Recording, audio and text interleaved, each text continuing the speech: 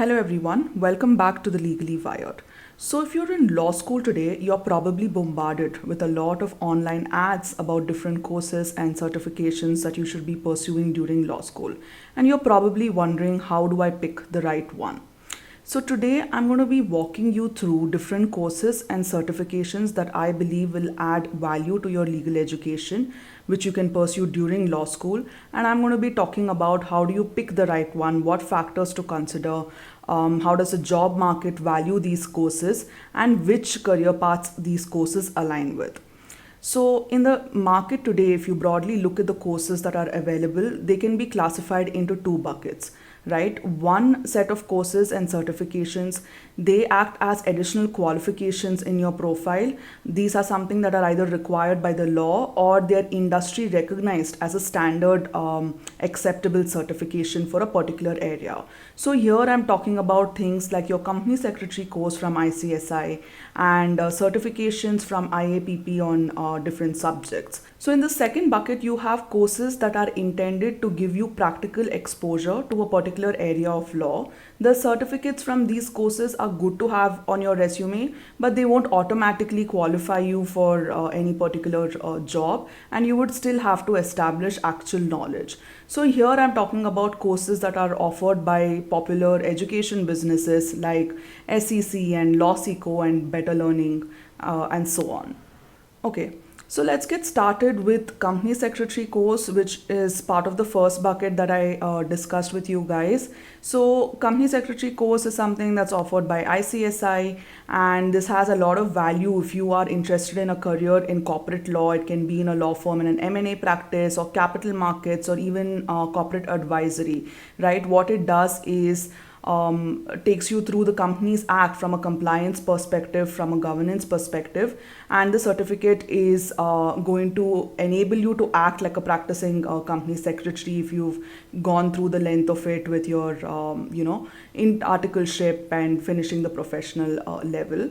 So when it comes to value in the job market, if the career path that you're pursuing is corporate law, this definitely adds value. If you're looking at in-house roles or in law firm roles in corporate law, it does add value, because today what happens is both in in-house and in law firms, a lot of times people hire a separate CS team that is advising on company secretarial matters. So if you have knowledge that you can act as a lawyer as well as you have company secretary knowledge, that's a great add-on to have. Again, if you are interested in pursuing a career in litigation, I don't think that this would be a great add-on, and there are better courses that you can derive value from if you are going into litigation. The next is a set of courses from IAPP. So IAPP gives certificates in the area of data privacy and AI governance. And if you are someone that is interested in pursuing a career where there's an intersection between technology and law, these are great add-ons to have. And an added benefit of IAPP certifications is that they're internationally recognized, right? And especially if this is the area of practice that you're interested in, you will see that there's a lot of cross-border implication in the practice area, which is why even if you are still planning to just work in India, having these certifications, even if it's for EU GDPR or US CCPA, adds great value, because that advice can even be relevant for Indian clients in a lot of matters. Coming to how the job market values these courses, what I have seen is that I don't see a lot of law students actively pursuing these certifications while they're coming out of law school. It's usually lawyers who have a fair bit of experience who go for these. So if you can spot this opportunity and do this right away, and you come out of law school with these certifications, I think that would be a great value addition to your profile, and you will see that this will be valued for both in-house as well as law firm roles in this space. And for lawyers that are interested in pursuing litigation, I don't see great value in doing these courses, and I think there are better things that can add value to your profile. Now, coming to the second bucket, these are courses that are intended to give you practical exposure to a particular area of law. And like I said, the certifications themselves from these courses will not qualify you for a particular job, and you would have to establish actual value. So when selecting these courses, my recommendation is that you not place a lot of weightage on getting that certificate because you get to add it in your resume, or seeing whether the certification is certified by a particular institution. That is not going to be the value addition of doing these courses. It's going to be the actual learning, how you're able to implement the learnings from these courses in your internships and at the first year of your job. The reason that I say this is that some of my interactions with law students, I've come to learn that people choose courses because it is certified by a particular law firm, or it is in collaboration with the national skill development initiative of the government. All of this are great, right? It kind of adds credibility to the course itself, but there are better metrics that you should be measuring the course on. And the real takeaway from these courses is, what is the practical exposure that you're getting? Are you able to understand what the real life problems are in this practice area? Are you able to understand how to approach these problems? That is the key takeaway from these courses, and not the certificate itself. So, what are the factors that you should be considering when picking courses in this bucket, right? First is, I would place emphasis on what is the practical exposure that you're getting.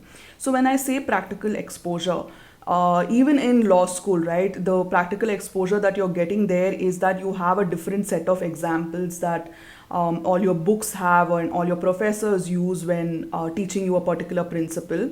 But that is a more academic approach, right? Where you are taught a particular section and then you're going into the problem statements that come in that section. But that does not necessarily translate in a practice area. So when I talk about practical exposure, is you must be able to identify what the key problems lawyers in this space are dealing with, regularly, because that becomes very relevant for your internships, for you to perform well over there.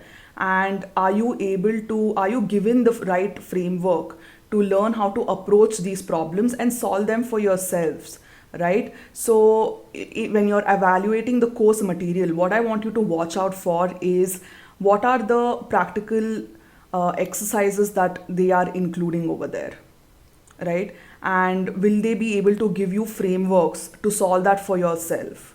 It should not be just an exposure with like real life examples, because once you hear them, it'll make sense to you. But if you are presented an equivalent problem on the job, you might not be able to solve it because you don't have the right framework to approach the problem, right?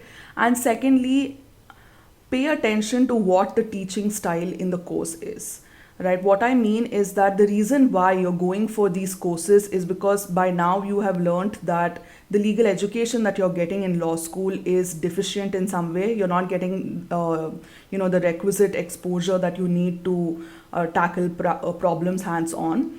So again, if you're choosing a course that is again adopting like a college style education, where you have a instructor coming and then they're walking through section by section of a bare act, that's not really different from what you're seeing in law school, right? There's a better approach to practical education you will see in some of these courses.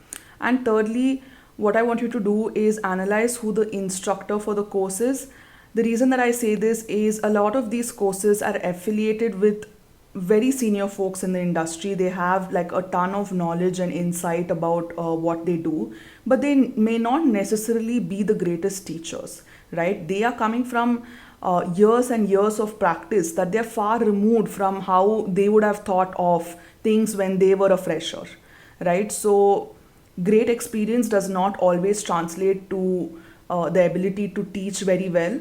So how do you analyze this? If there are videos online of these instructors just generally speaking to law students, or going through concepts, watch out for them and see if this is a teaching style that resonates with you. If not, if there's someone else, your seniors who have done some of these courses, you can ask them like, what was the teaching style like? Was it again resembling your college classrooms? Was the instructor able to communicate in a way that makes sense to a fresher or to a law student, right? So analyze courses on these three aspects and pick them based on that, and not based on how the certificate looks and who's the certifying authority over here. So the courses in this bucket that will add great value to your profile to start off with is contract drafting. So a good contract drafting course should be able to give you frameworks that help you approach contract review as well as contract drafting independently. Like if you're given a problem statement at your internship that this is the commercials between the parties, and either draft a contract from scratch or review the contract with these set of commercials, you should on the get go know exactly what to look out for, how to analyze these commercials, how do you check the contract if this is reflected, how each clause is interplaying between each other to kind of emphasize on the key commercials that matters to your client.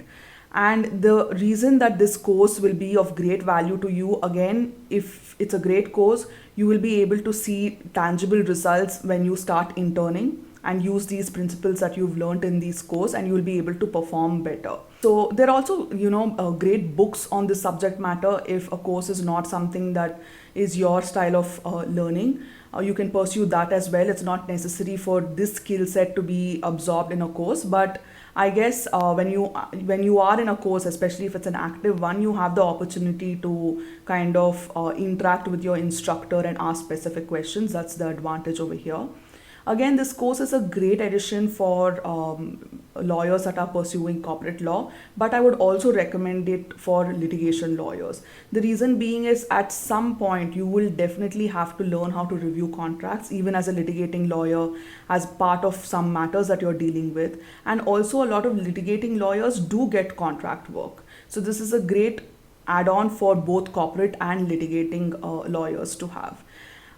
So if you want recommendations for some of the courses that I've tried in this space, do leave a comment and I will share some of those with you. The next course in this bucket that I would recommend is learning advanced research.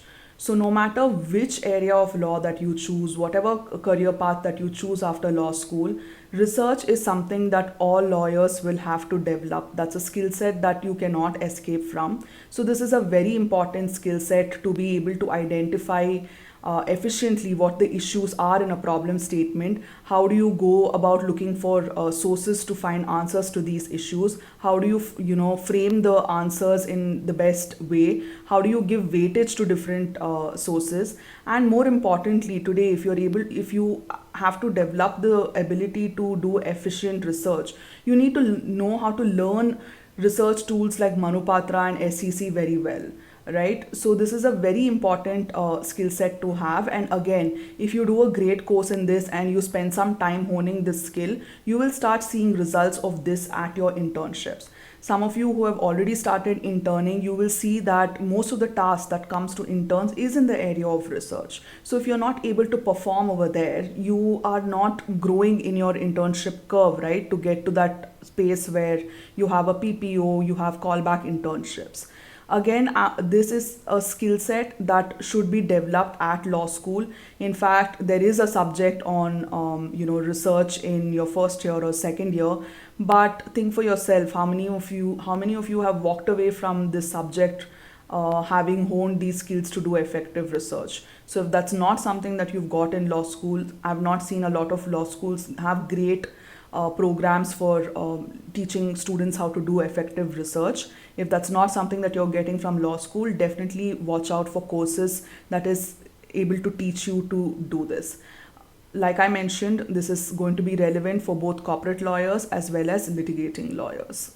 Okay, so that brings me to the end of my recommendations on courses that will add value to your profile. And if you found this breakdown helpful, please like and share, and do leave a comment on which course you're planning to pursue based on this video. Thank you.